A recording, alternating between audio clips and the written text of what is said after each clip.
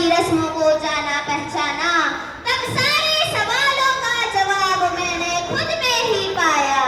लाचार नहीं, बेचारी नहीं, धड़कती चिंगारी हूँ, छेड़ो मत मुझे, जल जाओगे, मैं मेरे माता पिता का अभिमान हूँ, इस देश की शान हूँ, मैं नारी हूँ, इस देश का आधार हूँ। यहाँ उपस्थित तमाम मध्यस्थ महानुभावों और इस कार्यक्रम में आए तमाम से मैं phase A Chakkiwala girls high school की छात्रा मेमन रहनुमा आज महिला सशक्तिकरण के बारे में कुछ कहना चाहती हूँ। सर्वप्रथम तो आप सभी सोच रहे होंगे कि महिला सशक्तिकरण का अर्थ क्या है। मैं बताती हूँ। महिलाओं को बिना किसी भेदभाव के जीवन के प्रत्येक क्षेत्र में स्वतंत्रता पूर्वक कार्य करने का अधिकार ही महिला सशक्तिकरण कहलाता है। अब आप लोग सोच रहे होंगे कि इसकी आवश्यकता क्यों पड़ी। तो मेरे मित्रों, हमारे समाज में आज भी कई ऐसे तत्व हैं जो यह सोचते हैं कि बेटों के समान बेटियां नहीं होती। तो मेरा प्रश्न है उन लोगों से कि जब वो यही सोचते हैं तब वो अपनी पत्नी के इलाज के लिए एक महिला डॉक्टर ही क्यों ढूंढते हैं। क्या है उनके पास इस बात का कोई जवाब। फेसबुक के बारे में तो आप सभी जानते होंगे। जी हाँ, फेसबुक। उसी फेसबुक के सीईओ मार्क जुकरबर्ग ने अपनी बेटी पैदा होने की खुशी में अपनी जायदाद का 99% हिस्सा दान कर दिया था। और दूसरी तरफ हमारे यहाँ एक पिता अपनी बेटी के दहेज को इकट्ठा करने की चिंता में घड़ी तक पहनना छोड़ देता है और हम कहते हैं कि हमारा देश बहुत तरक्की कर रहा है। हमारे समाज में नारी को अबला कहा गया। नारी अबला नहीं, सबला है।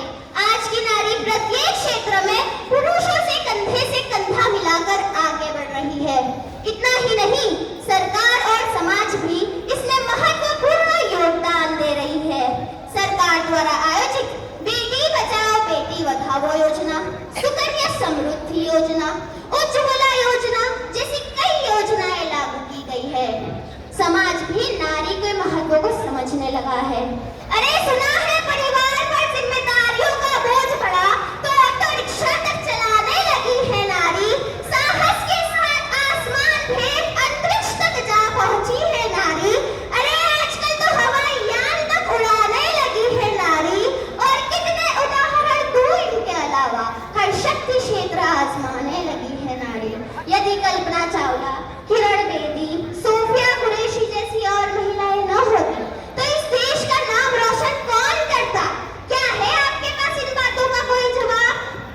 हमारे इस्लाम ने भी महिला सशक्तिकरण को शिक्षा, आर्थिक स्वतंत्रता और आध्यात्मिक समानता के माध्यम से बढ़ावा दिया है। हमारे पैगंबर रसूल सल्लल्लाहु अलैहि वसल्लम ने हमेशा बेटियों की शिक्षा और पालन पोषण पर जोर दिया है। इस्लाम की सबसे पहली बिजनेस वुमन खदीजा रज़ियल्लाहु अन्हा थी और आयशा रज़ियल्लाहु अन्हा इल्म का समंदर थी। भारत में फातिमा शेख देश की सबसे पहली मुस्लिम महिला शिक्षक थी जिन्होंने बेटी पढ़ाओ अभियान की शुरुआत की थी। इतना ही नहीं बल्कि उन्होंने लड़कियों की पढ़ाई के लिए अपना घर ज्योतिराव फूले और सावित्रीबाई फूले को दे दिया था ताकि देश का सबसे पहला स्कूल खुल सके। भारत में कई ऐसी मुस्लिम महिलाएं हैं जो IAS और IPS अधिकारी है, जैसे अदीबा अनम, अंशार शेख, जो गरीबी और बाधाओं को पार कर सफल हुई है, जो समाज में शिक्षा और सशक्तिकरण का संदेशा देती आई है। हमारे इस्लाम में भी नारियों का स्थान बहुत ऊंचा है। हमारे पैगंबर रसूल सल्लल्लाहु अलैहि वसल्लम ने हमेशा नारियों के हक, सम्मान और अधिकार की बातें की है।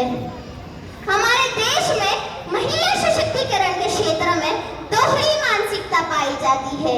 एक तरफ तो महिला को देश के सबसे ऊंचे ओहदे पर बिठाया जाता है तो दूसरी तरफ एक महिला को दहेज के नाम पर जलाया जाता है। आज की भारत की महिलाएं पायलट बनकर आसमान में ऊंची ऊंची उड़ानें भर रही है तो दूसरी तरफ एक महिला को अकेला पाकर उसका बलात्कार किया जा रहा है। कैसी है ये लोगों की मानसिकता। बस यही बदलाव लाने की जरूरत है क्योंकि कुछ गिने चुने चंद लोगों की वजह से आज हमारा देश पीछे रह गया है। मैं बस इतना ही चाहती हूँ कि हमारे देश की हर एक लड़की अपना जीवन